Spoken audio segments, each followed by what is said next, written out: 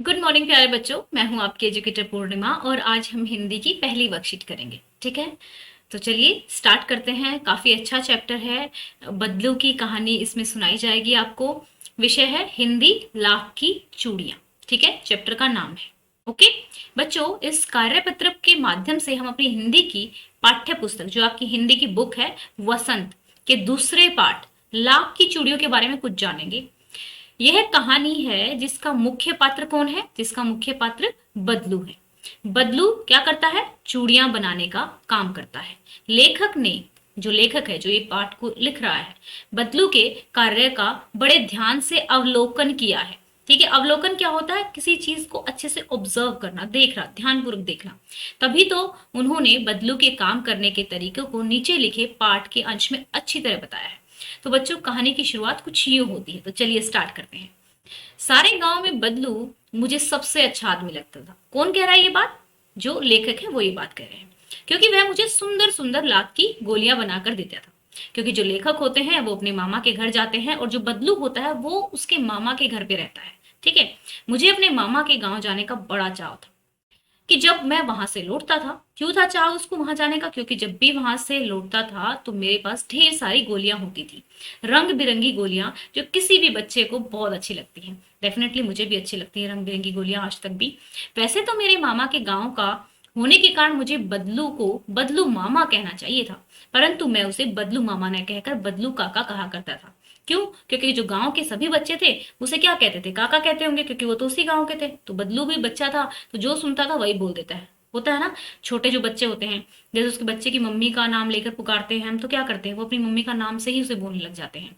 जैसे कि गांव के सभी बच्चे उसे कहा करते थे। बदलू का मकान कुछ ऊंचे पर बना था। मकान के सामने बड़ा सा सहन था जिसमें एक पुराना नीम का वृक्ष था। उसके नीचे बैठकर बदलू अपना काम किया करता था। क्या काम था बदलू का? चूड़ियां बनाने का। बगल में भट्टी दहकती रहती थी जिसमें वह लाख पिघलाया करता था। कैसी चूड़ियां बनाता था वो? लाख की चूड़ियां बनाता था। सामने एक लकड़ी की चौखट पड़ी रहती थी। ये पूरा दृश्य बनाया हुआ है उसने।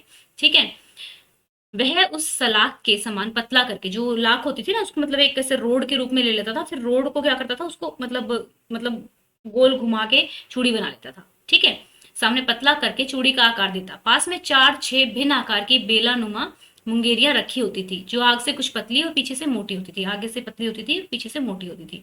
लाख की चूड़ियों का आकार जैसे हमारी कलाई होती है ना, इस तरीके से कलाई में चूड़ियां बनेंगी तो इसी तरीके का डंडा होता था, यहाँ से मतलब पतला और आगे से मोटा। ठीक है, कुछ पतली और पीछे से मोटी। लाख की चूड़ियों का आकार देकर वह उन्हें मुंगेरियों पर चढ़ाकर गोल और चिकना बनाता था। तब एक एक करके पूरे हाथ की चूड़ियां बना चुकने के बाद वह उन पर रंग करता था। ठीक है, तो नए शब्दों को आपको याद करना है। अभी से याद करोगे तो बहुत अच्छा होगा। तो देखो, लाख क्या होता है? एक प्रकार की गोंद होती है। ठीक है, सहन क्या होता है? दीवार से घिरा हुआ स्थान, दीवार से जो घिरा हुआ स्थान होता है। बाड़ा, ठीक है। मुंगेरिया एक बेलन के आकार का, जैसे एक पतली सी ऐसे कोई लकड़ी है ऐसे। ठीक है, कि एक ठोस लकड़ी का टुकड़ा। तो चलिए अब इसके क्वेश्चन आंसर करेंगे। बहुत ही अच्छे और बहुत आसान क्वेश्चन आंसर हैं। अगर आप चैप्टर को ढंग से पढ़ेंगे तो आपको क्वेश्चन आंसर जो है मुश्किल बिल्कुल भी नहीं लगेंगे। तो चलिए स्टार्ट करते हैं। ठीक है ना, तो ध्यान से पढ़ेंगे। लेखक को मामा के घर जाना क्यों अच्छा लगता था? प्रश्न नंबर 1 लिखेंगे, उसके बाद उत्तर लिखेंगे और फिर एक लाइन छोड़ेंगे, फिर अपना आंसर स्टार्ट करेंगे। आपको छुट्टियों में किसके घर जाना अच्छा लगता है और क्यों? तो 3 क्वेश्चन हो गए यहाँ पे। देखो, उसे क्यों अच्छा लगता था, आपको किसके घर जाना अच्छा लगता है और क्यों अच्छा लगता है। तो चलिए स्टार्ट करते हैं। लेखक को छुट्टियों में मामा के घर जाना इसलिए अच्छा लगता था क्योंकि वह वहां से बहुत सारी रंग बिरंगी गोलियां लेकर आता था। ठीक है, मुझे छुट्टियों में नानी के घर जाना अच्छा लगता है क्योंकि मैं वहां पर खेत में जाकर बहुत सारी हरियाली देख पाता हूँ, बहुत सारे पक्षियों को देखता हूँ जो मुझे बहुत ही अच्छे लगते हैं। ठीक है, तो आप भी अपना कोई रीजन लग सकते हैं कि भाई आपको हो सकता है दादी के घर जाना अच्छा लगता हो, या फिर अपनी बुआ के घर जाना अच्छा लगता हो। और वहां पे जाके हो सकता है, कई बच्चे होते हैं ना कि जो बुआ होती हैं तो काफी मिठाई वगैरह देती हैं। कोई भी रीजन आप लिख सकते हैं अपनी मर्जी से। ठीक है, तो चलिए नेक्स्ट करते हैं। प्रस्तुत पाठ में लाख से बनने वाली चूड़ियों का जिक्र किया गया है। क्या आप कुछ अन्य पदार्थों के नाम बता सकते हैं जिनसे चूड़ियाँ बनती हैं? चूड़ियाँ काँच से भी बनती हैं, जो रेशम का धागा होता है, आजकल तो रेशम के धागे से वो भी बनते हैं ना, इयररिंग्स, झुमके होते हैं, वो लटके रहते हैं, तो चूड़ियाँ भी बनती हैं। जो पत्थर होता है उसकी चूड़ियाँ भी होती हैं, ठीक है? रेशम के धागे की चूड़ियाँ होती हैं, काँच की चूड़ियाँ होती हैं, मोतियों की चूड़ियाँ होती हैं, लोहे की भी चूड़ियाँ होती हैं। वो नहीं आती हैं जो मतलब ग्रे ग्रे कलर की होती हैं, ठीक है? पत्थर की चूड़ियाँ इत्यादि। और चूड़ियाँ जो आपको पता है वो भी आप लिख सकते हैं। नेक्स्ट चलते हैं। लेखक बदलू को मामा न कहकर, ठीक है, न कहकर काका क्यों बुलाता था? अनुमान लगाइए कि बच्चे अक्सर ऐसा क्यों करते हैं। सभी बच्चे बदलू को काका कहकर बुलाते थे, इसीलिए लेखक भी बदलू को काका कहकर बुलाते थे। बच्चे जिन शब्दों को ज्यादा बार सुन लेते हैं या जो बाकी लोग बोलते हैं उन्हीं शब्दों का इस्तेमाल करने लगते हैं, इसीलिए अक्सर ऐसा होता है, ठीक है? अब चलते हैं नेक्स्ट क्वेश्चन पे। बहुत सारे बच्चे लाइव क्लास में इंटरेस्टेड हैं, तो स्टूडेंट्स लाइव क्लास हम आज मैं आप लोगों को पक्का पक्का बता दूंगी कि हम लाइव क्लास किस तरीके से लेंगे और कौन कौन से हमारे टॉपिक रहने वाले हैं, ठीक है? क्या आपने किसी को घर में बदलू की तरह कोई सामान बनाते हुए ध्यान से देखा है? उसके बारे में अपने शब्दों में लिखिए। तो देखो, मैं तो गांव में पढ़ी लिखी हूँ, तो गांव में ना बहुत सारी ऐसी चीजें होती हैं जो हम देख लेते हैं। तो मेरे ताऊजी जो थे, तो जो सण होता है ना, उससे क्या करते थे, एक तरह से जूट जैसा कुछ होता है, और उससे जो डोरियां होती है ना, रस्सियां होती हैं, वो रस्सियां बनाते थे, तो मैंने रस्सियां बनाते हुए देखा है। मेरी माँ जो है वो मिट्टी का चूल्हा बनाती थी, मिट्टी का हारा बनाती थी जिसमें दूध गर्म किया जाता है। तो मिट्टी का चूल्हा कुछ इस तरीके का होता था।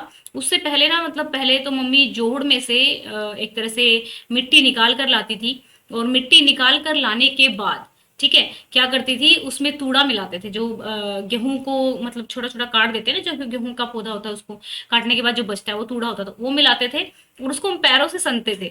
पैरों से सानने के बाद वो मिक्सचर सा हो जाता था, फिर उसका चूल्हा बनता था, उसी के हारे बनते थे। हारे कुछ इसका ऐसे होते थे। आई डोंट नो आप लोगों ने हारे देखे हैं कि नहीं, हारा मतलब गाँव में बोलते थे। और फिर इसके यहाँ पे ना बीच में स्पेस होता था, यहाँ पे दूध की जो वो होती है ना, ऐसे रख के और दूध गर्म किया जाता था, ठीक है? तो ये मैंने चीजें देखी हैं बनाते हुए। हो सकता है आपने स्वेटर बनाते देखा हो सकता है आपने कोई और चीज बनाते हुए देखा हो, तो वो भी आप लिख सकते हो। हाँ, मैंने अपनी माँ को घर में मिट्टी का चूल्हा बनाते देखा है, ठीक है?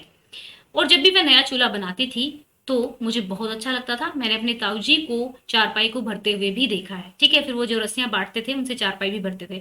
तो आज के टाइम में भी हमारे गांव के घरों में चारपाइयाँ ज्यादा होती हैं। क्योंकि होता क्या था, पहले जब बारात आती थी ना, तो बारात मेरा अलग अलग घरों से ही चारपाइयाँ मांग के और जो चौपाल होती है उसमें बिछा दी जाती थी। तो पहले बैंकेट वगैरह का सिस्टम नहीं होता था, ऐसा कुछ सिस्टम होता था, तो इसलिए सबके घरों में चारपाइयाँ ज्यादा होती थी। तो बच्चों, ये थी हमारी आज की वर्कशीट। आई होप आपको अच्छे से समझ में आई होगी। अगर कोई डाउट है तो कमेंट करके पूछ सकते हैं। वीडियो अच्छा लगा है तो वीडियो को लाइक ज़रूर कीजिएगा। अगर आप चैनल पे नए हैं, चैनल को सब्सक्राइब नहीं किया है, तो चैनल को सब्सक्राइब कर लेना। यहाँ पे हिंदी और इंग्लिश मीडियम में 6 to 8 क्लास सभी सब्जेक्ट कवर कराए जाते हैं, ठीक है? अच्छे से समझाया जाता है, बच्चों के डाउट लिए जाते हैं, लाइव सेशन लिए जाते हैं, क्विज कराए जाते हैं, ठीक है? Thank you, have a nice day, may God bless you.